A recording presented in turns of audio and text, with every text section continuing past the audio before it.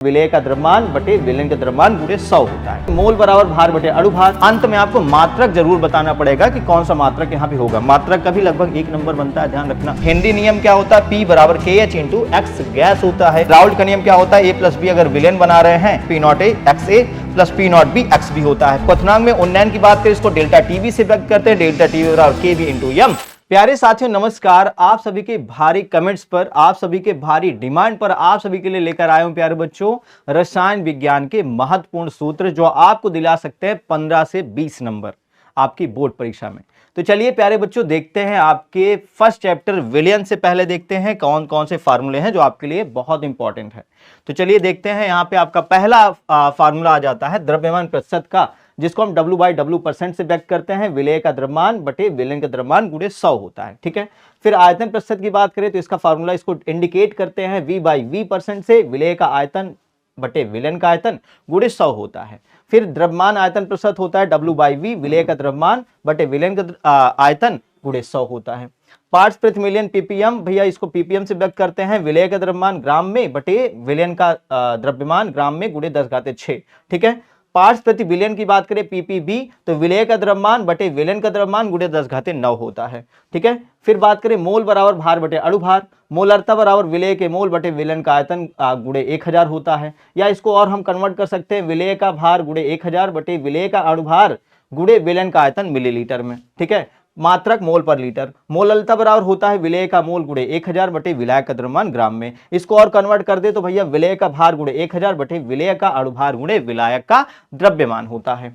फिर नॉर्मलता की बात करें तो विलेय का ग्राम तुल्यांकों की संख्या गुणे 1000 बटे विलयन का आयतन आपका होता है यहाँ पे मिलीलीटर में। अच्छा, इसका रिलेशन देखो, यहाँ पे हम बना सकते हैं इसको ग्राम तुल्यांकों की संख्या को n गुणे विलेय का भार गुणे 1000 बटे विलेय का अणुभार गुणे विलयन का आयतन मिलीलीटर में, ठीक है। इस तरह से आप बना सकते हो। यहाँ पे n का मान आपका होता है संयोजकता या H प्लस या OH माइनस आयन की संख्या होती है, ठीक है। मात्रक जरूर उनको याद कर लीजिएगा, क्योंकि जब आप इन सूत्रों का उपयोग करोगे तो अंत में आपको मात्रक जरूर बताना पड़ेगा कि कौन सा मात्रक यहाँ पे होगा। मात्रक का भी लगभग 1 नंबर बनता है, ध्यान रखना, ठीक है। नॉर्मलता आपका, अगर नॉर्मलता मोलरता में रिलेशन की बात करें तो नॉर्मलता बराबर n गुणे मोलरता होता है। मोल अंश क्या होता है प्यारे बच्चों? A प्लस बी विलयन है तो XA आपका हो जाएगा मोल A का, मतलब A का मोल बटे अवयव A का मोल प्लस अवयव B का मोल, ठीक है। मैंने सब बता रखा है अलग अलग। XB बराबर NB upon Na plus NB होता है, ठीक है। हेनरी नियम क्या होता है? P बराबर KH इंटू X गैस होता है। KH क्या होता है? हेनरी नियतांक होता है, कभी कभी ऑब्जेक्टिव में पूछ लेता है आपसे, ठीक है। राउल्ट का नियम क्या होता है? A प्लस बी अगर विलयन बना रहे हैं तो P विलयन बराबर विलयन का वाष्प दाब बराबर आपका क्या हो जाएगा? P not A XA plus P not B X भी होता है। P नॉट A आपका क्या अवयव A का शुद्धावस्था वाष्प दाब है, P नॉट B अवयव B का शुद्धावस्था वाष्प दाब है। XA XB प्यारे बच्चों यहाँ पे अवयव A एवं B का क्या है? ये मोल अंश है, ठीक है। फिर बात करें अणुसंघ गुणधर्म पे तो वाष्प दाब का अपेक्षिक अवनमन क्या होता है? P not A minus PS upon P not A आपका यहाँ पे WB into MA upon MB गुणे WA। सबका मान यहाँ पे दे रखा है। P नॉट A क्या है, P नॉट आपका यहाँ S क्या है, P WA WB क्या है, MA MB सब कुछ दिया हुआ है। क्वथनांक में उन्नयन की बात करें इसको डेल्टा TB से व्यक्त करते हैं। डेल्टा TB बराबर KB इंटू M। M होता है मोललता और प्यारे बच्चों KB होता है आपका मोलल उन्नयन स्थिरांक होता है। यहाँ अगर M का मान रख दिया जाए तो डेल्टा TB बराबर KB into WB into 1000 upon MB गुणे WA, ठीक है। हिमांक में अवनमन को डेल्टा TF से व्यक्त करते हैं। KF बेटा आपका मोलन अवनमन स्थिरांक होता है। डेल्टा TF बराबर KF इंटू M, आपका डेल्टा TF बराबर KF into WB into 1000 upon MB गुणे WA हो जाएगा। परासरण दाब आपका होता है उस्मोटिक प्रेशर पाई बराबर CRT। C आपका मोलरता होता है, तो अगर C का मान हम यहाँ पर रख दें मोलरता का मान तो पाई बराबर WB गुणे 1000 अपॉन MB गुणे V हो जाएगा इंटू R इंटू T हो जाएगा, ठीक है। तो प्यारे बच्चों इस प्रकार से आपके हो गए विलयन चैप्टर के सभी फार्मूले। अब देखते हैं हम लोग वैद्युत रसायन चैप्टर के सूत्रों को, ठीक है। तो यहां से अगर हम बात करें प्यारे बच्चों तो ये आपका क्या हो जाएगा? मानक अपचयन विभव E नॉट सेल बराबर E not R cathode minus E not R anode होता है। R आपका अपचयन विभव होता है। नर समीकरण के लिए मान लेते हैं समीकरण आपको दिया है, इसके लिए अगर आपको नर समीकरण में अपचयन विभव निकालना है तब कैसे निकालोगे? तो E सेल बराबर E nought cell minus 0.06 n upon n log 10 आपका लॉग देखो यक्स, ये उत्पाद की सांद्रता बटे अभिकारक की सांद्रता होता है। उत्पाद जो आपका यक्स का ही घात में चला जाता है, मोल घात में चला जाता है। तो इस तरह ध्यान रखिएगा। आपका यन क्या होता है, दान किए गए या ग्रहण किए गए इलेक्ट्रॉनों की संख्या होती है। गिब्स मुक्त ऊर्जा क्या होता है, डेल्टा जी नॉट बराबर minus n F E nought cell होता है। एफ आपका फैराडे नियतांक होता है जिसका मान होता है 96,500 कूलाम। ठीक है, फिर मानक हाइड्रोजन इलेक्ट्रोड का विभव आपसे डायरेक्ट पूछ लेता है तो 0.0 वोल्ट होता है। चालकता C बराबर 1/R मतलब प्रतिरोधकता के व्युत्क्रमानुपाती होता है। मात्रक बहुत जरूरी है इसमें, तो मात्रक प्यार बच्चों ओम इनवर्स महो या सीमेंस होता है। विशिष्ट चालकता आपका C/L होता है। L आपका सेल स्थिरांक G स्टार से व्यक्त करते हैं। मात्रक ओम इनवर्स सेंटीमीटर इनवर्स, सीमेन मीटर इनवर्स होता है। मोलर चालकता λm आपका होता है 1000 इंटू कप्पा अपॉन मोलर, आपका मोलरिटी होता है। मात्रक सीमेन सेंटीमीटर स्क्वायर मोल इनवर्स होता है। तुल्यांक चालकता आपका λEq होता है जिसको हम 1000 इंटू कप्पा अपॉन n से व्यक्त करते हैं।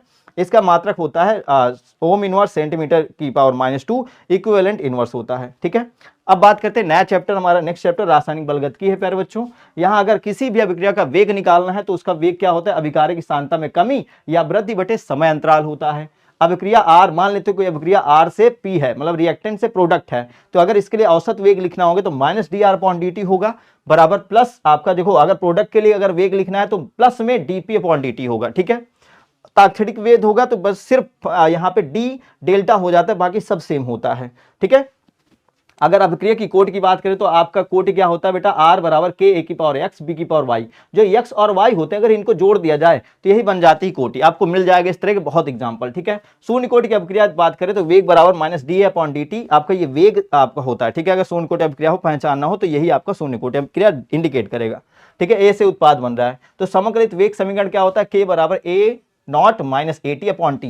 A नॉट क्या होता है, प्रारंभिक सांद्रता होती है, AT T समय बाद सांद्रता होती है, मतलब जो कुछ अभिक्रिया हो जाती है तब। ठीक है, शून्य कोटि अभिक्रिया के लिए बात करें तो भैया अर्ध आयु काल आपका T½ बराबर A0/2K होता है, या कभी कभी आपको A/2K मिल जाता है। A क्या है आपका पता है ना, A0 प्रारंभिक सांद्रता होती है। ठीक है, मात्रक mole litre inverse second inverse होता है। ठीक है, प्रारंभिक प्रथम कोटि की अभिक्रिया के लिए बात करें तो भैया इसमें आपका वेग आपका -dA/dt या Ka होता है। समग्रित वेग समीकरण की बात करें तो आपका K बराबर 2.303/T log बेस 10 A0/AT होता है। A0 आप जानते हो प्रारंभिक सांद्रता, AT आपका कुछ समय बाद सांद्रता, K आपका वेग स्थिरांक, T आपका समय होता है। ठीक है, अर्ध आयु काल की बात करें तो T½ बराबर यहाँ पे 0.693/K मात्रक वेग स्थिरांक का यहाँ पे होता है समय इनवर्स, या समय कुछ भी हो सकता है, घंटा inverse, minute inverse, second inverse, कुछ भी हो सकता है। ठीक है, अब बात करें यहाँ पे वेग स्थिरांक के मात्रक ज्ञात करना है। अगर कभी कभी आपसे पूछ लेता है वेग स्थिरांक का मात्रक निकालो, तो कोई भी किसी भी कोटि की अभिक्रिया हो आपको क्या करना पड़ेगा, mole 1 - n litre power 1 - 1 second inverse. यन क्या होते हैं अभिक्रिया की कोटि। अगर प्रथम कोटि की अभिक्रिया है तो भैया यहाँ पे 1 रख दो, अगर द्वितीय कोटि है तो 2 रख दो, n बराबर, शून्य कोटि है तो n बराबर 0 रख दो। ठीक है, आर्हिनीय समीकरण K बराबर A इंटू E की पावर -EA/RT होता है, जहां पे K आपका वेग स्थिरांक, A आर्हिनीय नियतांक, EA सक्रियण ऊर्जा, R आपका गैस नियतांक और T ताप होता है। तो प्यारे बच्चों इस प्रकार से रहे आपके केमिस्ट्री के सभी महत्वपूर्ण फार्मूले। तो अब आप लोग बताइएगा आपको ये फार्मूलों की वीडियो कैसी लगी।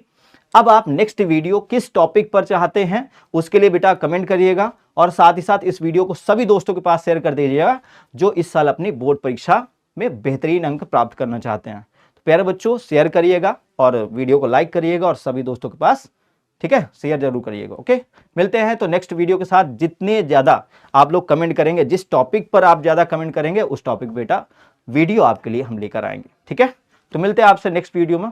धन्यवाद।